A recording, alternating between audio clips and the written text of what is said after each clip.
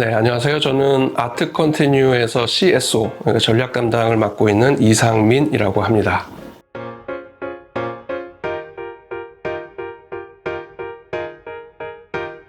네, 제가 주로 하는 일들이 갤러리에서 컬렉터들에게 강의하고, 그다음에 강의의 내용들은 주로 이제 미술 인문학 강의들이에요. 근데 그럼 누가 주로 수강을 하느냐 하면은 주로 이제 닥터들, 뭐 의사라든지 전문직 종사자, 법인 대표, 또 이미 미술품을 컬렉하셨던 컬렉터, 또는 그냥 막연하게 미술이라는 것이 남들이 많이 뭐 구입을 한다고 하는데 나도 조금 알아보고 싶다라고 하는 분들이 많으세요. 그런 분들이 이제 아트 살롱이라는 수업을 통해서 제 강의를 듣고 있습니다. 제가 그런 배경을 보자면 아무래도 우리나라도 소득 수준이 많이 향상이 됐기 때문에 그 소득이 향상이 된 만큼 뭐 그동안에는 주식이라든지 부동산에 관심이 많았다면 이제는 미술품에도 많이 관심을 갖게 된 것 같아요. 근데 의외로 우리나라가 제 생각에는 미술품을 구매하고 미술시장 차원에서는 좀 후진국이라고 생각이 듭니다. 이유는 뭐냐면 우리나라의 1인당 국민소득은 뭐 2022년도 기준으로 한 4천만 원, 뭐 4,300만 원까지는 올라왔어요. 그게 이제 세계 33위 정도 수준이 되고요. GDP 규모로서도 한 10위권 안에 들거든요. 근데 이 정도면은 그 10위권 안에 드는 나라들은 거진 다 미술품 거래가 굉장히 활발해요. 근데 우리나라는 이제 얼마인 줄 아십니까? 그 미술 시장의 규모가 2020년도에는 3천억이었고요.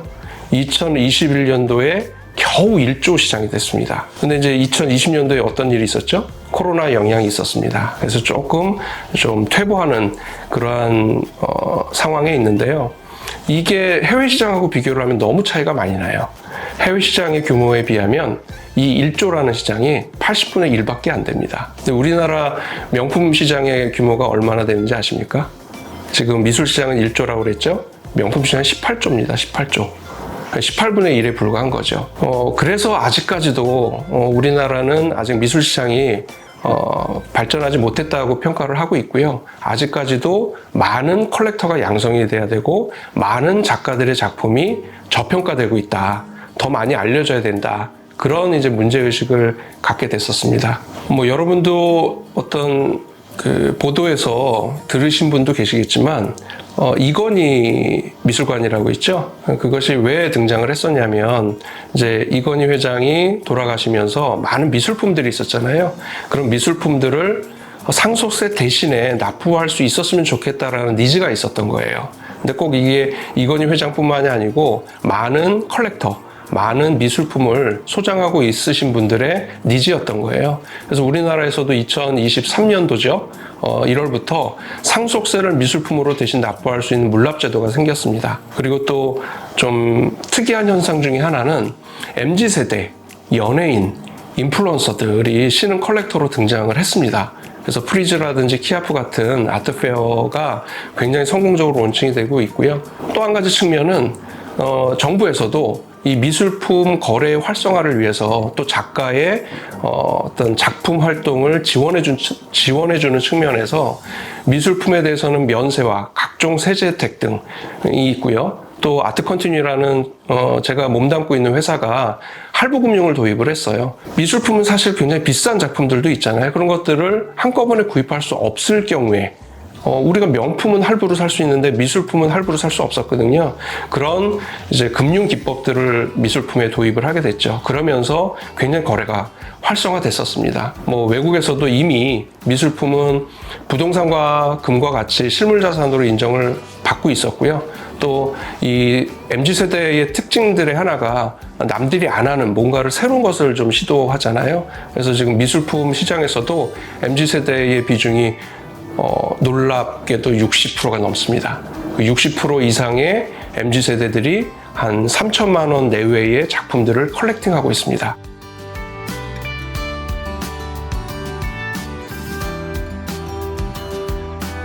예, 당연하죠. 시장이 성숙됐습니다. 아까 말씀드렸다시피 미술 시장은 아직 1조밖에 안 되고요. 명품 시장에 비해서도 또 해외 시장에 비해서도 굉장히 지금 낮은 단계에 있어요. 근데 소득 수준은 벌써 3만 불, 4만 불로 올라가고 있기 때문에 미술품이 자산으로 인식되고 그것에 대한 어떤 거래는 굉장히 폭발할 거라고 생각이 듭니다.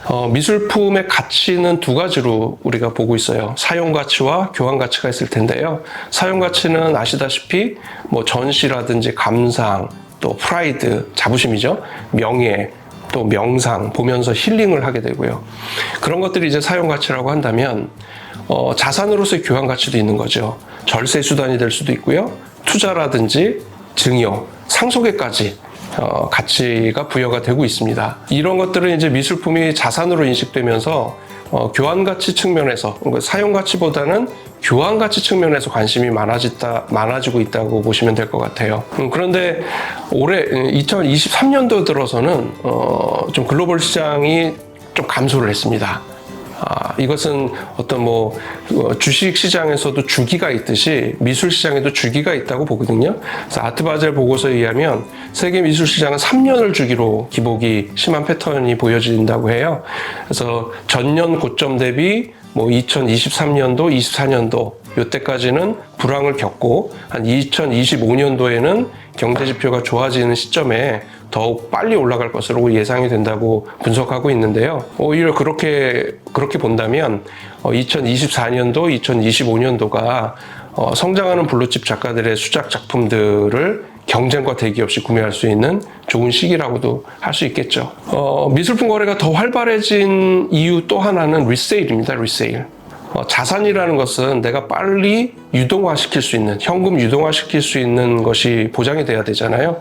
근데 부동산은 묶이게 되면은 판매하는 데 좀 시간이 걸리고요. 또 주식도 내려가면 또 다시 고점을 향해서 기다리는 시간이 필요한데 미술품 같은 경우에는 거의 우상향합니다. 나중에 이제 분석 보고서에 대해서 말씀을 드릴 기회가 있을지 모르겠는데요. 리세일 시장이 존재하는 것은 가치가 상승한다라는 전제가 깔려 있잖아요.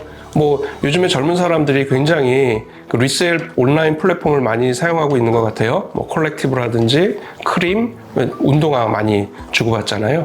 또 당근마켓. 이런 것들이 리세일 플랫폼으로 자리매김을 하고 있는데요. 이 리세일 시장이 올해 2024년도에는 한 2천억 달러 시장이었다면 2027년도에는 한 3,500억 달러 시장이 될 것이라는 분석 보고서도 있어요. 그만큼 자산의 유동화, 이거에 관심이 많은 거죠. 미술품을 내가 컬렉팅하는 것도 좋아하지만 이것을 좋은 가격에 판매할 거에 대한 기대심리도 존재한다고 보여집니다. 그래서 이 미술품 거래 시장은 더욱더 활성화될 것이라고 생각합니다.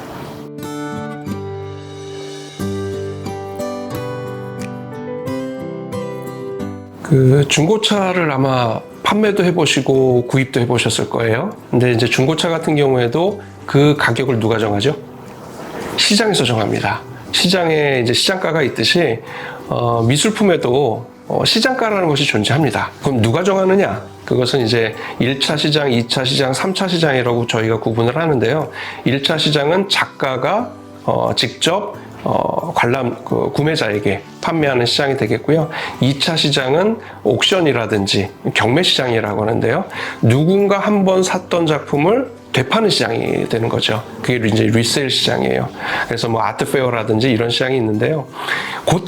그때 발생하게 됩니다. 이제 옥션에 올라갈 때 이 그림이 만약에 1,000만 원이었다고 가정을 한다면 이 1,000만 원짜리 작품이 적어도 좀 이익이 발생돼야 되잖아요. 그래서 1,200만 원에 올라가겠죠. 그래서 하한가, 상한가를 정해놓고 입찰을 하게 되는 거죠. 그래서 900만 원부터 1,300만 원까지 밴드로 올려 있다면 내가 나는 1,250만 원에 구입할 거야 라고 하면은 그게 낙찰가가 되듯이 시장가라는 것이 존재하고 옥션 시장에서 내가 원하는 가격에 살 수 있는 그런 시스템이 존재하기 때문에 활발하게 지금 되고 있습니다.